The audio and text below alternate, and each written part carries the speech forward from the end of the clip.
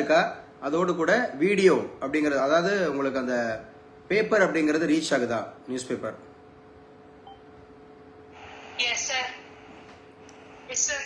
ஓகேம்மா. ஸோ பீகார் இன்னைக்கு வந்து முதல் பக்க செய்தியில எல்லா டெய்லிஸ்லுமே கொடுத்திருக்கிறது வந்து பீகார்ல இன்று முதல் கட்ட தேர்தல் அப்படிங்கிறது நடைபெறுகிறது.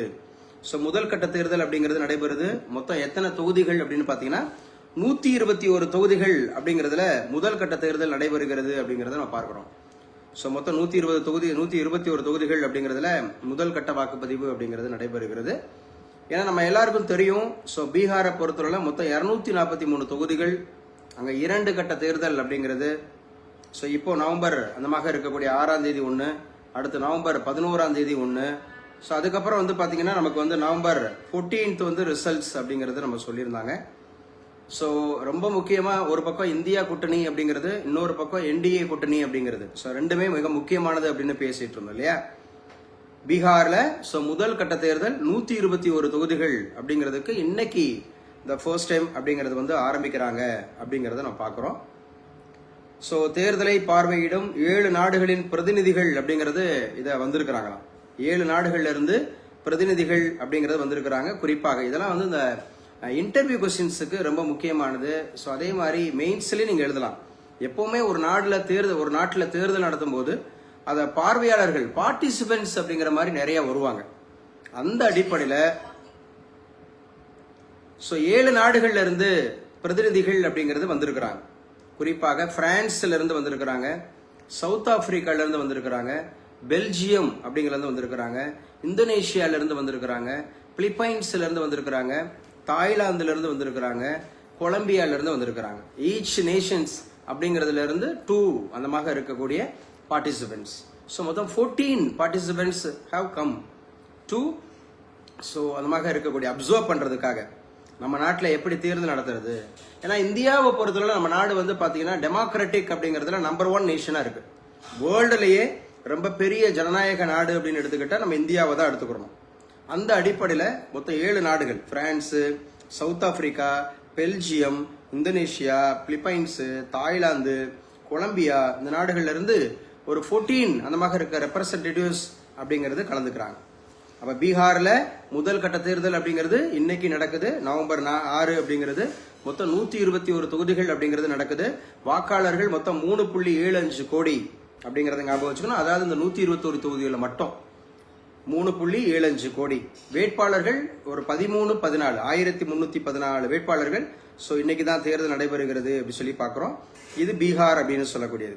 எங்க அடிஷனல் கொஸ்டின்ஸ் நம்ம ஆல்ரெடி டிஸ்கஸ் பண்ணோம். Ashmita on பண்ணிக்கமா. Ashmita from Tirunelveli.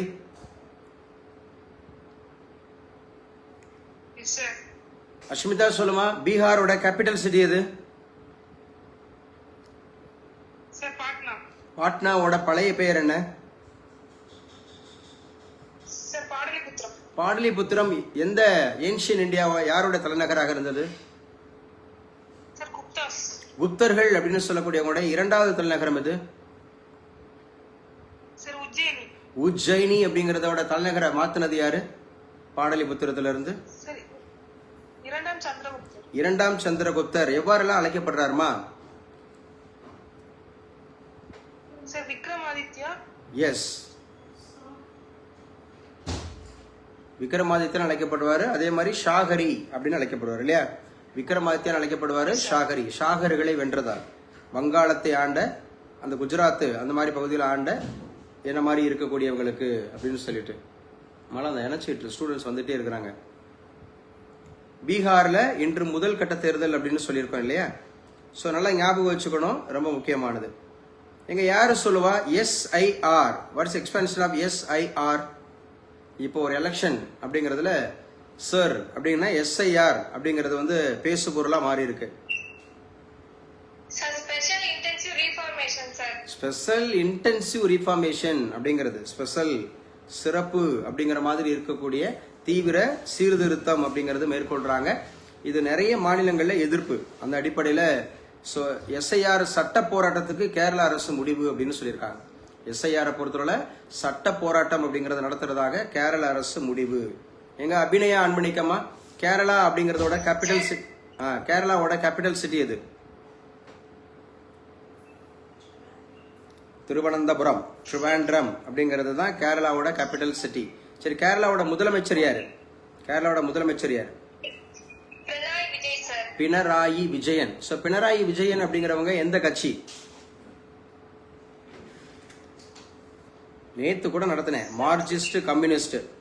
Marxist communist அப்படிங்கறத ஞாபகம் வச்சுக்கணும். மார்க்சிஸ்ட் கம்யூனிஸ்ட் அப்படிங்கிறது தான்.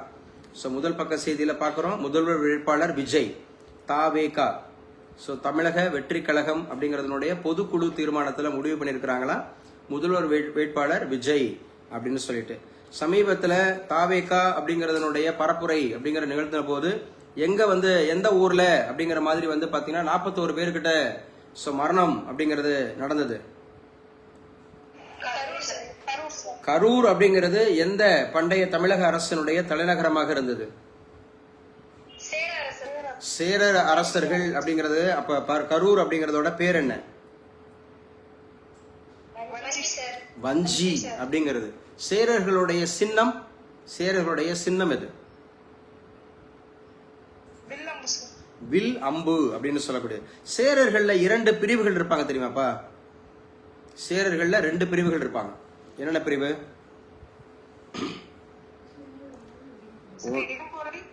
இரும்பொறைன்னு ஒண்ணு இருக்கும், சேரலாதன் ஒண்ணு இருக்கும் இல்லையா? இரும்பொறை, சேரலாதன், இரும்பொறை அப்படின்னு சொல்லிட்டு 2 இருக்கும் அப்படிங்கிற மாதிரி. சேரர்கள் அப்படின்னு சொன்னாவே கேரள புத்திரர்கள் அப்படின்னு சொல்லுவாங்க. சேரர்களை பத்தி புகழ்ந்து பாடக்கூடிய 8 தொகை நூல் இது. நேத்து கூட சொன்னேன், 10 நேத்து கூட சொன்னேன். அமைதியா இருக்கக்கூடாது, நல்லா ரீகால் பண்ணணும், திரும்ப திரும்ப திரும்ப திரும்ப பரிச்சயம் ஆகணும். பரிச்சயம் ஆயிட்டாவே பாஸ் ஆயிடலாம். எந்த ஒரு போட்டித் தேர்வாக இருந்தாலும் பரிச்சயம் தான் அவசியம். பரிச்சயம்னா கேட்ட உடனே பதில் எடுக்க தெரியணும், சரியா? அந்த அளவுக்கு நீங்க வந்து நல்லா ரொம்ப இன்டென்சிவா ப்ரிப்பேர் ஆயிடணும். ஸோ வாக்காளர் பட்டியல் பத்தி பேசிட்டோம். ஸோ ஒரு பேப்பரை நான் எப்படி வந்து ஸ்க்ரால் பண்றேன்னு பாருங்க. எது நமக்கு தேவையானதை மட்டும் தான் படிச்சுட்டு போகணும். சும்மா எல்லாத்தையும் தெரிஞ்சுக்கணும். ஆனால் முக்கியமானதை மட்டும், போட்டித் தேர்வுகளுக்கு தேவையானதை மட்டும் நம்ம என்ன பண்ணிக்கணும், ஸோ அதை வந்து நல்லா ஃபுல் பிளட்ஜாக படிக்க ஆரம்பிச்சிடணும். ஸோ என்னை யாரும் இயக்க முடியாது அப்படின்னு சொல்லிட்டு செங்கோட்டையன் சொல்லியிருக்கிறார். ஆல்ரெடி நம்ம பேசிட்டோம். செங்கோட்டையன் அப்படின்னு சொல்லக்கூடியவர் இப்போ அஇஅதிமுகல இருந்து நீக்கம் செய்யப்பட்டிருக்கிறார். ஸோ நீண்டகால அரசியல் அப்படிங்கிறதுல வந்து பார்த்தீங்கன்னா எம்ஜிஆர் பீரியட்ல இருந்து இருந்தவர். ஸோ எம்ஜிஆர் அப்படிங்கிறவர் தான் அஇஅதிமுக அப்படிங்கிறத 1972 அப்படிங்கிற காலகட்டத்தில் உருவாக்குனாரு. அது 1977 அப்படிங்கிறதுல ஆட்சியை பிடிச்சாங்க. 87 வரை அவர் தான் ஆட்சியில் இருந்தார். ஸோ 87 அவர் இறந்ததுக்கு பிறகு கட்சி 2ஆ உடஞ்சிச்சு. ஸோ ஒன்று அவங்க ஜானகி ராமச்சந்திரன் அவங்களுடைய பீரியடில், இன்னொன்று வந்து பார்த்தீங்கன்னா நம்முடைய செல்வி ஜெயலலிதா அம்மையார் அவங்களுடைய பீரியடில். ஸோ அதுக்கப்புறம் மறுபடியும் மெர்ஜ் ஆச்சு அப்படின்னு பார்க்குறோம். இப்போ நிறைய பிரிவுகளாக பிரிஞ்சு கிடக்கு. இபிஎஸ், எடப்பாடி பழனிசாமி, ஓ பன்னீர்செல்வம், எங்கிட்ட செங்கோட்டையன். ஸோ அந்த பக்கம் வந்து பார்த்தீங்க அப்படின்னா டிடிவி தினகரன், ஸோ அந்த பக்கம் சசிகலா அப்படின்னு சொல்லிட்டு நிறைய பிரிவுகளாக காணப்படுகிறது அப்படின்னு சொல்லிட்டு.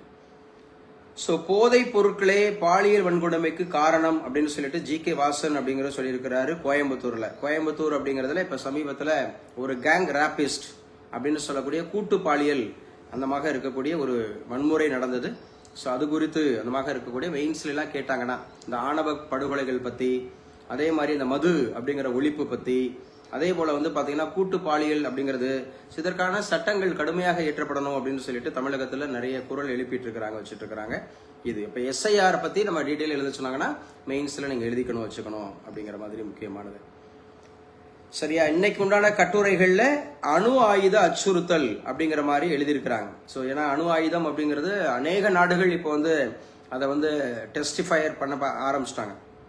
குறிப்பாக ரஷ்யாவுக்கு எதிராக உக்ரைன், அதே போல வந்து பார்த்தீங்கன்னா வடகொரியா, சவுத் கொரியா, இந்த பக்கம் சீனா, பாகிஸ்தான், அமெரிக்கா, அதே மாதிரி இஸ்ரேல், இங்கிட்ட பாலஸ்தீனம், ஈரானு, அதே மாதிரி கல்ஃப் நாடுகள். ஸோ எல்லாருமே என்ன பண்ண ஆரம்பிச்சிட்டாங்க, அணு ஆயுதங்கள் அப்படிங்கிறத ஸோ கணிசமாக வந்து பார்த்தீங்கன்னா பயன்பாட்டுக்கு கொண்டு வர ஆரம்பிக்கிறாங்க. உலகிலேயே அணு ஆயுதங்கள் அப்படின்னு சொல்லக்கூடியது அதிகமாக இருக்கிறது அமெரிக்காட்ட இருக்கு. அதுக்கப்புறம் ரஷ்யா, சீனா, பிரான்ஸ், பிரிட்டன், இந்தியா, பாகிஸ்தான் ஆகிய 7 நாடுகளிடம்தான் அணு ஆயுதங்கள் அதிகமாக உள்ளன அப்படின்ற மாதிரி சொல்றாங்க. குறிப்பாக America, Russia, China, France, Britain, India and Pakistan அப்படிங்கிற மாதிரி இந்த 7 நாடுகள். ஸோ எத்தனை நாடுகளுங்க நம்முடைய தேர்தல் அப்படிங்கிறத பார்வையாளர்லாம் வந்திருக்கிறாங்க? நம்ம தேர்தலை பார்க்கறதுக்காக? ஸோ 7 நாடுகள் அப்படிங்கறத ஞாபகம் வச்சுக்கணும். இந்த 7 நாடுகளிடம்தான் அணு ஆயுதங்கள் அதிகமாக உள்ளன. இஸ்ரேலிடமும் வடகொரியாவும் அணு ஆயுதங்கள் இருப்பதாக சொல்லப்பட்டாலும் அது உறுதிப்படுத்தப்படவில்லை அப்படின்னு சொல்லியிருக்காங்க. ஸோ அணு ஆயுதங்களுடன் ரஷ்யா 6000 அணு ஆயுதங்கள் அப்படிங்கிறது ரஷ்யா முதலிடத்துல இருக்கான். 5400 அப்படிங்கிற போது அமெரிக்கா அடுத்த இடத்துல இருக்கான். சீனா வந்து 410 தான் சொல்றாங்க. பாகிஸ்தான் வந்து 170 தான் சொல்றாங்க. ஸோ மொத்தம் 13000 அணு ஆயுதங்கள் இருக்கான். ஸோ ஒரு அணு ஆயுதமே போதும் ஒரு தேசத்தையே முடிச்சு விட்டுலாம். அப்படிங்கிற போது அமெரிக்கா கூட இப்போ சமீபத்தில் எச்சரிக்கை கொடுத்துருந்தாங்க, எங்ககிட்ட 150 முறை இந்த உலகத்தை அழிப்பதற்கான அணு ஆயுதங்கள் எங்ககிட்ட இருக்கு அப்படின்னு சொல்லி. ஸோ அமெரிக்கா வந்து கடைசியா தங்களுடைய அணு ஆயுத சோதனை அப்படிங்கறத எப்ப நிகழ்த்தினாங்கன்னா 1992 செப்டம்பர் 23 தான் நடத்தினாங்க, நவாடா அப்படிங்கிற இடத்துல. 1992 செப்டம்பர் 23 நவாடா அப்படிங்கிற இடத்துல தான். ஸோ அதுக்கப்புறம் இந்த 1992க்கு அப்புறம் சரியா இப்பதான் மறுபடியும் நடத்த போவதாக அறிவிச்சிருக்கிறாங்க அப்படிங்கிறது. ஸோ இது உலகத்திற்கான ஒரு அமைதிக்கான அப்படிங்கிற மாதிரி ஒரு எதிர்ப்பாக தான் இதை பார்க்க முடியுது அப்படிங்கறத ஞாபகம் வச்சு. ஸோ அமெரிக்காவின் எண்ணம் ஈடேறுகுமா அப்படின்ற மாதிரி ஒரு கட்டுரை எழுதியிருக்காங்க. ஏன் இந்த கட்டுரைக்கு நான் அதிக இம்பார்ட்டன்ஸ் கொடுக்குறேன்னா, those who are preparing for mains examination, it may be UPSC or Group 1 or Group 2 or assistant professor exams காலேஜில் எல்லா போட்டித் தேர்வுகளையும் மெயின்ஸ் அப்படிங்கிற ஒன்று இருக்கு. அந்த அடிப்படையில் இதெல்லாம் முக்கியமாக பார்க்கப்படுது அப்படிங்கிறத ஞாபகம் வச்சுங்க. ஸோ அமெரிக்காவோட எண்ணெய் ஈடேறுகுமா அப்படின்னு சொல்லிட்டு கட்டுரையில் என்ன எழுதியிருக்கிறாங்க, இந்தியாவினுடைய எண்ணெய் இறக்குமதி ஆயில் அந்த மாதிரி இருக்கக்கூடிய இம்போர்ட் சந்தை காரணிகளை அடிப்படையாக கொண்டது, 140 கோடி மக்களின் எரிசக்தி பாதுகாப்பை உறுதி செய்வதை நோக்கமாக கொண்டது. எனவே ஒரு நாடு மற்றொரு நாட்டிலிருந்து தனக்கு லாபமான பொருட்களை வாங்குவது அந்த நாட்டின் தனிப்பட்ட உரிமை. எங்க கிட்ட தான் வாங்கணும்னு சொல்லிட்டு யாரும் நிர்பந்தம் பண்ண முடியாது. ஏன்னா டிசைடிங் ஃபேக்டரா இருக்க போறதே கன்சம்ஷன் தான். அப்ப கன்சம்ஷன் அப்படிங்கிறது உலக நாடுகள்ல யாரு மக்கள் தொகை அதிகமாக இருக்குதோ அவங்க தான் டிசைடிங் அத்தாரிட்டியா இருப்பாங்க. ஒண்ணு சரி, உலகின் மக்கள் தொகை அதிகமா இருந்தா மட்டும் டிசைடிங் அத்தாரிட்டியா இருப்பாங்களா அப்படின்னு கேட்டா இல்ல. அவங்க கிட்ட எது வந்து லேக்கா இருக்கு, இப்ப செல்ஃப் ரிலையன்ஸ் அப்படின்னு சொல்லுவோம், சுயசார்பு. இப்ப நம்ம கிட்ட ஆயில் நிறைய இருந்துச்சுனாலும் நம்ம பிறரை டிபெண்ட் பண்ண மாட்டோம். ஆனா நம்ம கிட்ட ஆயில் வளங்கள் அப்படின்னு சொல்லப்பட்ட எண்ணெய் வளங்கள் அந்த ரிசோர்சஸ் அப்படிங்கிறது நமக்கு அந்த டிஃபிஷியன்சி அப்படிங்கிற கான்செப்டுக்குள்ள தான் வருது அப்படிங்கிறதுனால நம்ம ஞாபகம் வச்சுக்கிறோம். ஸோ நக்சல்கள் சரணடைய வேண்டும் அப்படின்னு சொல்லிட்டு குடியரசு துணைத் தலைவர் வேண்டுகோள் விடுத்திருக்கிறார். ஸோ எல்லாருக்குமே தெரியும், ராய்ப்பூர் அப்படிங்கிற வில்லேஜ், நவராய்ப்பூர் நக்சல் தீவிரவாதிகள் அனைவரிடமும் ஆயுதங்களை கைவிட்டு சரணடைய வேண்டும் அப்படின்னு சொல்லி.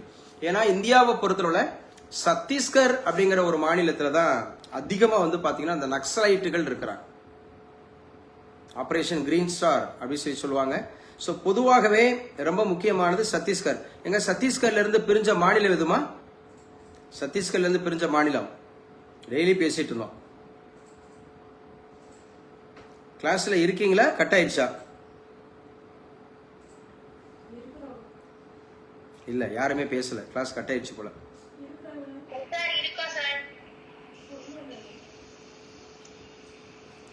ஸோ சத்தீஸ்கர் அப்படிங்கிறது மத்திய பிரதேசத்திலிருந்து ஒரு பிரிஞ்ச மாநிலம். இது வந்து 26வது மாநிலம். 27 அப்படிங்கிறது வந்து உத்தரப்பிரதேசத்திலிருந்து பிரிஞ்சது. 28 அப்படிங்கிறது பீகார்ல இருந்து பிரிஞ்சது. ஸோ நவம்பர் 1, 9, 15 வாய் திறந்து பேசுங்கம்மா. கிளாஸ்ல இருக்கீங்களான்னு சொல்றது கூட இவ்வளவு நேரம் ஆகுது என்ன? ஸோ ரொம்ப முக்கியமானது அப்படிங்கறத ஞாபகம் வச்சுங்க. 2000ல மட்டுமே 3 மாநிலங்கள், நவம்பர் 1, நவம்பர் 9, நவம்பர் 15. சத்தீஸ்கர் அப்படிங்கறதோட கேபிட்டல் சிட்டி ராய்ப்பூர். இது 26வது மாநிலம். சரி, யாரு சொல்லுவா 25வது மாநிலம்? தெரியும் தெரியாதாவது சொல்லுங்க, ரெஸ்பான்ஸ் பண்ணுங்க ஃபர்ஸ்ட். இந்தியாவினுடைய 25வது மாநிலம் எதுன்னு கேட்டிருக்கேன். கிளாஸ்ல இருக்கீங்களா இல்லையா? ஆன்சர் தெரியும் தெரியாது சார்.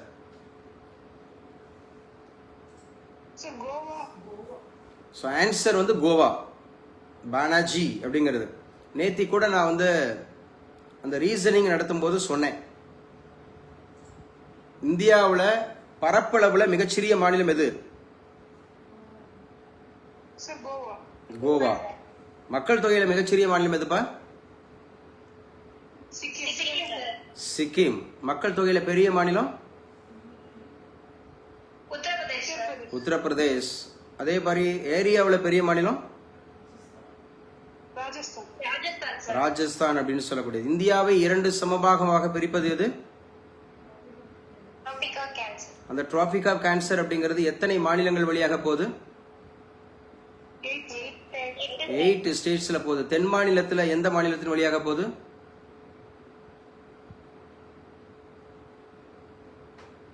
அப்படியே முழிச்சுக்கிட்டு இருக்கிறது பாருங்க. தெரியும் தெரியாத சொல்லுங்க. தென் மாநிலத்துல ஒரு மாநிலத்துல கூட கிடையாது. எங்க நான் ஒரு ஷார்ட்கட் சொல்லி கொடுத்தேன், மே குமாரசாமி ஜாதி. அதுல ஏதாவது ஒரு தென் மாநிலம் வந்துச்சா? ரொம்ப கஷ்டமான கேள்வி கேட்டுருந்தோம். ஒரு மாநிலம் கிடையாது. தமிழ்நாடு, கேரளா, ஆந்திரா, கர்நாடகா, தெலுங்கானா, ஸோ புதுச்சேரி எடுத்துக்கலாம். இதுதான் தென் மாநிலங்கள். இங்க எங்கேயாவது போச்சுச்சாப்பா அஸ்மிதா? இங்க எங்கேயாவது போச்சா? அப்ப ஏன் இவ்வளவு நேரம்? இதை கண்டுபிடிக்கிறதுக்கு ரொம்ப நேரம் ஆகுமா? ஒரு டிராபிக் ஆஃப் கேன்சர் அப்படிங்கிறது ஒரு வட மாநிலம் தென் மாநிலம் சொல்லிட்டு 2ஆ பிரிக்குது. பெனிசுலார், நான் பெனிசுலார்னு சொல்லி 2ஆ பிரிக்குது. இது 2ஆ பிரிக்கிறது வந்து பாத்தீங்கன்னா ஒரு 8 மாநிலங்கள் வழியாக அந்த கடகரேகை கடந்து போகுது. அந்த கடகரேகை தென் மாநிலங்கள் வழியாக எந்த மாநிலங்கள் வழியாக செல்கிறதுன்னு ஒரு கேள்வி கேட்டேன்.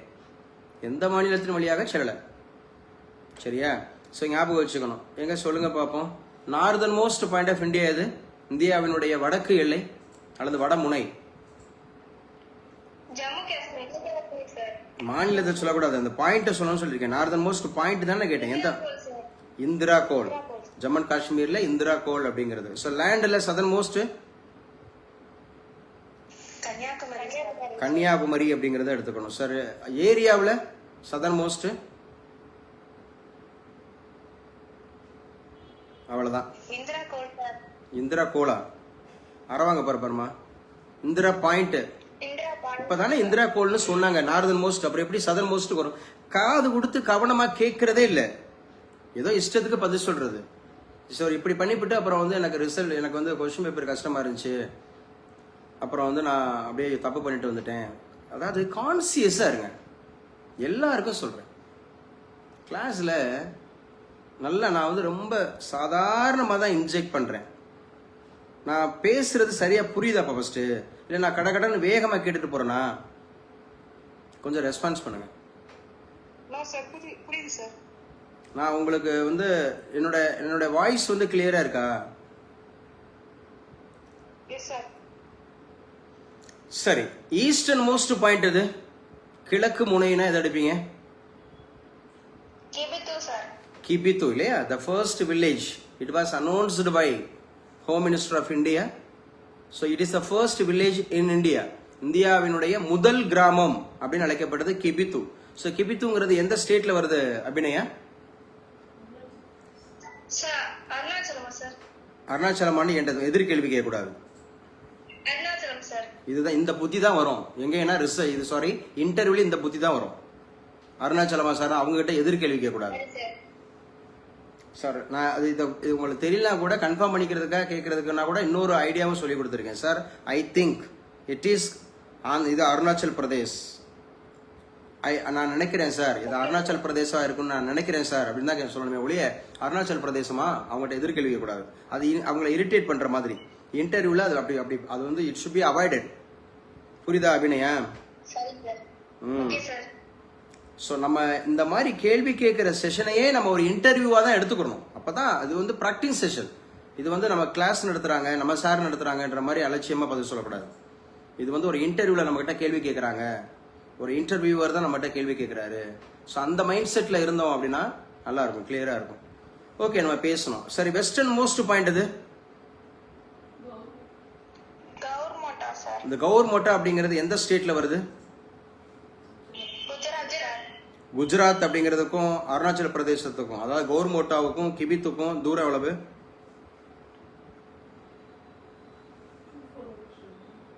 படிக்கல, யாரும் படிக்கல, சும்மா அப்படியே எழுதி வச்சுட்டு போயிடுறதுதான்.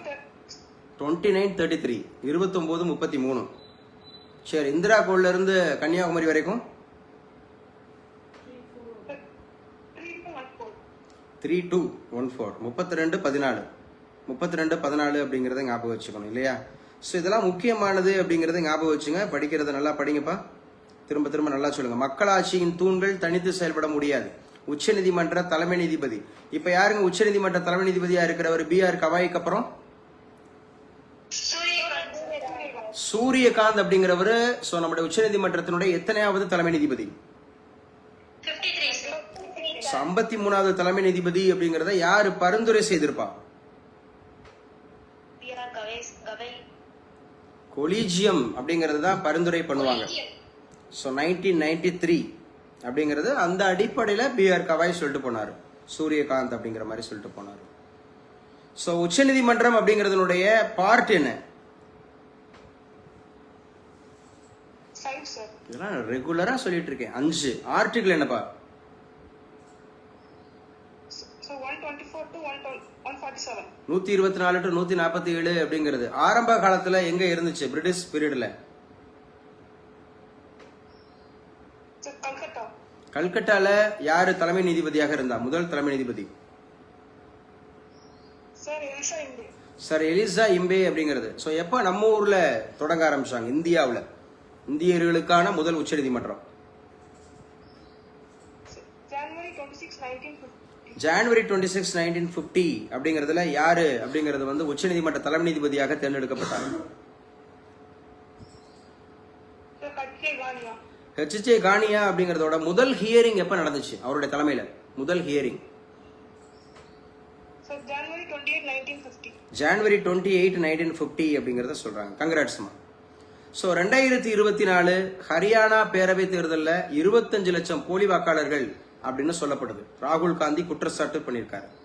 2024 ஹரியானாவோட பேரவை தேர்தலில் ஸோ கிட்டத்தட்ட 25 லட்சம் போலி வாக்காளர்கள் அப்படின்னு சொல்லி. ஸோ நாட்டுக்கு ராகுல் அவமதிப்பு கிரண் ரிஜிஜு அப்படின்றவர் சொல்லியிருக்கிறாரு. ஆதாரமற்ற குற்றச்சாட்டு அப்படின்னு சொல்லி தேர்தல் ஆணையம் சொல்லியிருக்குது. ஸோ குருநானக் ஜெயந்தி அப்படிங்கிறது நேற்றுக்கு நவம்பர் 5 அப்படின்னு சொல்லியிருந்தோம் இல்லையா? குருநானக் அப்படிங்கிறவர் எந்த மதத்தை தோற்றுவிச்சாருன்னு சொன்னோம்? சீக்கிய மதம். அந்த சீக்கிய மதத்தோட 5வது குரு யாருன்னு சொன்னேன்? அந்த குரு அர்ஜுன் தேவ யாரு கொலை செஞ்சா அப்படின்னு சொன்னேன்? ஜஹாங்கீர். அப்ப 9வது குரு யாருப்பா? குரு தேஷ் பகதூர் யாரால கொலை செய்யப்பட்டாரு? அவுரங்கசீப் அப்படின்னு சொல்லக்கூடியது இல்லையா? அவர் தான் முற்கால முகலாயர்கள கடைசி அரசர். இவர் தான் வந்து பாத்தீங்கன்னா குரான் படிப்பதை வழக்கமாக கொண்டிருந்தார். சன்னி அல்லாத முஸ்லீம் பிரிவரை இவர் தான் வந்து பாத்தீங்கன்னா கொடுமையாக நடத்தினார். அதாவது சியா பிரிவு முஸ்லீம்களை இவர் தான் தன்னை வாழும் புனிதர் ஆலம்கீர் அப்படின்னு சொல்லிட்டு அழைச்சுக்கிட்டாரு. சரியா? ஸோ இந்த மாதிரி நிறைய விஷயங்கள் பார்த்துருப்போம். அதே மாதிரி 10வது குரு யாருப்பா? 10வது குரு குரு கோவிந்த் சிங் எந்த படையை அமைச்சாருமா? கால்சா படையோட நோக்கம் என்னப்பா?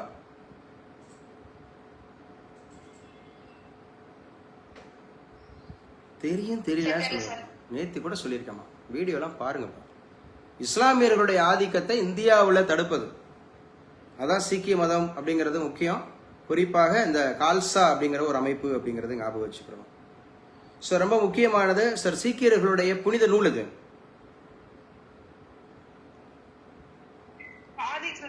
ஆதி கிரந்தம். சீக்கியர்களுடைய புனித கோவில் கோல்டன் டெம்பிள் எங்கம்மா இருக்கு? பஞ்சாப்ல அமிர்தசரஸ் அப்படிங்கிற இடத்துல இருக்கு அப்படிங்கறத ஞாபகம் வச்சுக்கணும். ஸோ இதெல்லாம் முக்கியமானது. SIR பத்தி பேசினோம். வர்த்தக ஒப்பந்தங்களில் வேளாண்மை பால்வளத்துறை நலன்களில் சமரசம் இல்லை, பியூஷ் கோயல் அப்படிங்கிறவர் சொல்லியிருக்கிறார். ஸோ பியூஷ் கோயல் அப்படிங்கிறவரை ஞாபகம் வச்சுக்கணும். He is also very very important. அந்த மாதிரி இருக்கக்கூடிய வேளாண்மை பால்வளம் அப்படிங்கிறதுல அந்த மாதிரி.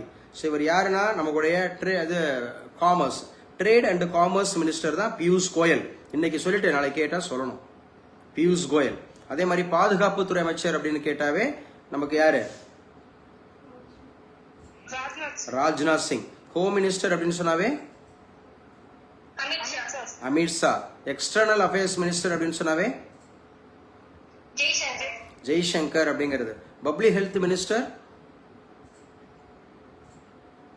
ஜேபி நட்டா அப்படிங்கறத ஞாபகம் வச்சுக்கணும்.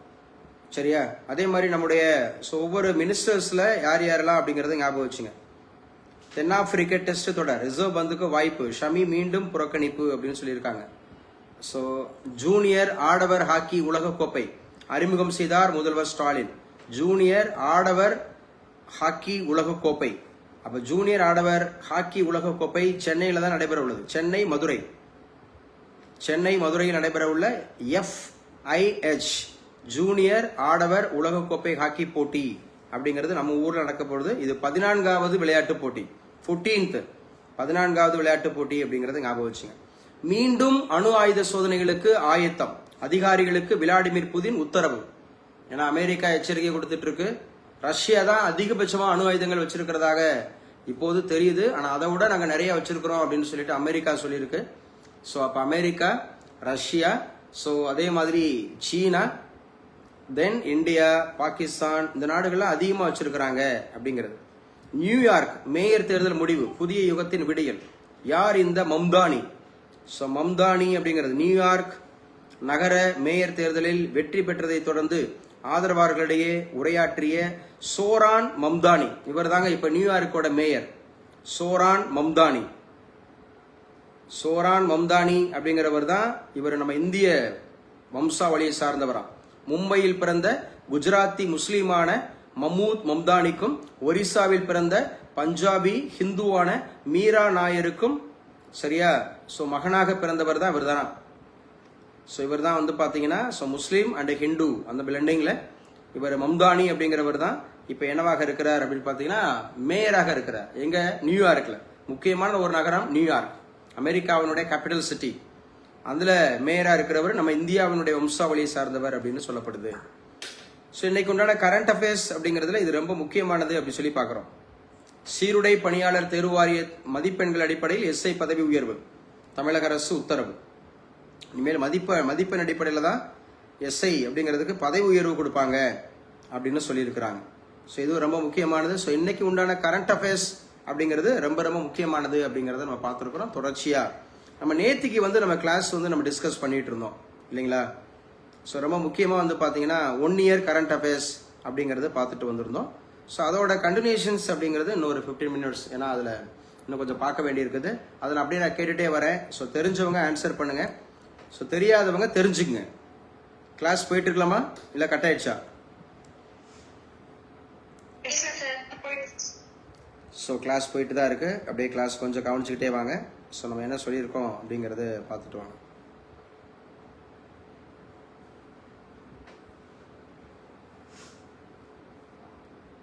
அபிநயா சொல்லுமா? அபிநயா, ஸோ யார் வந்து பார்த்தீங்க அப்படின்னு சொன்னா இப்போ யார் வந்து நம்மளோட எலெக்ஷன் கமிஷனர் ஆஃப் இந்தியா யாரு? Chief election Gyanesh Kumar. தமிழகத்தினுடைய தலைமை தேர்தல் அதிகாரி யாரு? அர்ச்சனா பட்நாயக் அப்படின்னு சொல்லக்கூடியவரை ஞாபகம் வச்சுக்கணும் இல்லையா? அர்ச்சனா பட்நாயக் அப்படின்னு சொல்லக்கூடியவர் ஸோ நம்ம தமிழகத்தினுடைய தலைமை தேர்தல் அதிகாரியா இருக்கிறாங்க அப்படிங்கறது ஞாபகம் வச்சுங்க. ஸோ ஓவரால் என்ன சொல்லியிருக்காங்க, ஸோ படிச்சதை பூராமே திரும்ப திரும்ப நல்லா ரீகால் பண்ணிடுங்க சரியா? ஸோ போலீஸ் எக்ஸாம்ஸுக்கு இன்னும் 2 நாள் தான், நாளை மறுநாள் தான் இருக்கு. ஸோ எக்ஸாம் எழுதிட்டு உடனே இமீடியட்டா ரெஸ்பான்ஸ் பண்ணணும். கொஸ்டின்ஸ் எப்படி இருந்துச்சு அதை இமீடியட்டா ரெஸ்பான்ஸ் பண்ணணும். அதோடு கூட ரொம்ப முக்கியமா வந்து பாத்தீங்க அப்படின்னு சொன்னா இப்ப ரீசெண்டா அப்படிங்கிறது எழுதி வச்சுங்க. இதுவும் முக்கியமானது பாருங்க, கோல்டன் புக் விருது. இந்த கோல்டன் புக் விருது அப்படிங்கிறதுக்கு இந்தியாவினுடைய ஆங்கில இலக்கியத்திற்கான முக்கிய விருதான கோல்டன் புக் அவார்டு அது தமிழகத்தை சேர்ந்த எழுத்தாளர் சமரன் அப்படிங்கிறவருக்கு எ ஸ்பிரிச்சுவல் நெக்ஸஸ் கட் அப்படிங்கிற ஒரு புத்தகம் தேர்வாயிருக்கான். Samaran a spiritual nexus cut அப்படிங்கிற ஒரு புத்தகம். ஸோ கோல்டன் புக் விருது இந்திய அரசினுடைய இலக்கியத்திற்காக கொடுக்கக்கூடிய மிக முக்கியமான விருது. ஏற்கனவே JK ரவுலிங், கௌர் கோபால்தாஸ், தீபக் சோப்ரா இவங்கெல்லாம் அந்த விருதை பெற்றவர்கள்ல முக்கியமான நபர்கள் அப்படின்னு சொல்லப்படுது. இதெல்லாம் முக்கியம் அப்படிங்கிறத பார்த்துக்குங்க வச்சுங்க. ஸோ TNPSC எக்ஸாம்ஸ்ல என்னென்ன மாதிரி இருக்கு, சென்னை என்ன சொல்லியிருக்காங்க, குரூப் 1 குரூப் 2 உள்ளிட்ட அறிவிப்புகளுடன் வருடாந்திர தேர்வு அட்டவணை விரைவில் வெளியீடு. TNPSCயோட சேர்மன் சொல்லியிருக்கிறார். சீக்கிரமா குரூப் 1 குரூப் 2 அப்படிங்கிறதுக்கான தேர்வு அப்படிங்கிறதுக்கான அந்த அட்டவணை, ஏன்னா ஆனுவல் பிளானர் போடுவாங்க ஒவ்வொரு வருஷத்துலையும். ஸோ அது வந்து சீக்கிரமாக சொல்லப்படும் அப்படின்னு சொல்லியிருக்கிறாங்க. சரியா? ஸோ இது ரொம்ப முக்கியமானது அப்படிங்கிறத நம்ம பார்க்குறோம். ஸோ 10:45 ஆயிடுச்சா?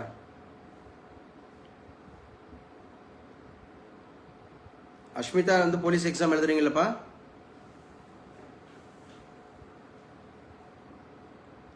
அஷ்மிதா கேட்கலையா? கிளாஸ் கட் ஆயிடுச்சா?